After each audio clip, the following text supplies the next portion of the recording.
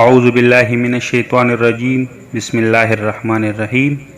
خواب کی تعبیر بیان کرنے سے پہلے بخاری شریف کے خواب کے حوالے سے دو احادیث بیان کرنا چاہتا ہوں۔ حدیث نمبر 6983، رسول اللہ صلی اللہ علیہ وآلہ وسلم نے فرمایا، کسی نیک آدمی کا اچھا خواب نبوت کا 46واں حصہ ہے۔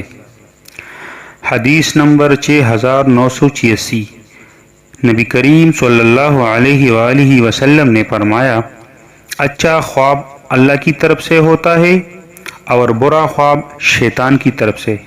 پس اگر کوئی برا خواب دیکھے تو اس خواب سے اللہ کی پناہ مانگنی چاہیے اور بائیں طرف تھوکنا چاہیے، تو خواب اسے کوئی نقصان نہیں پہنچا سکے گا، یعنی 3 دفعہ بائیں طرف تھوکنا چاہیے۔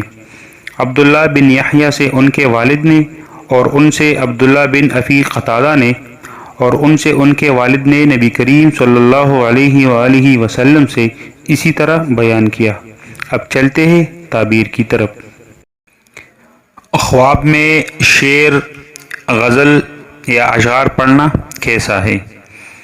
حضرت ابن سیرین رحمۃ اللہ علیہ نے فرمایا ہے کہ اگر خواب میں دیکھے کہ شعر، غزل یا شاعری کرتا ہے اور اس میں کسی کی مزاح اڑاتا ہے، اور یا بیہودہ شاعری ہوتی ہے یا کرتا ہے یا سنتے ہیں، تو اس کے حوالے سے فرمان الہی ہے، وَالشُّعَرَاءُ يَتَّبِعُهُمُ الْغَاوُونَ، جس کا ترجمہ یہ ہے کہ گمراہ لوگ شاعروں کی پیروی کرتے ہیں، لیکن یہاں سے مراد مجازی شاعر ہے، وہ شعر نہیں جس میں اللہ کی توحید یا کسی اللہ تعالیٰ کی کسی نعمت یا کسی کی دانائی کی بات پڑھتا ہو یا سنتا ہو یا کرتا ہو۔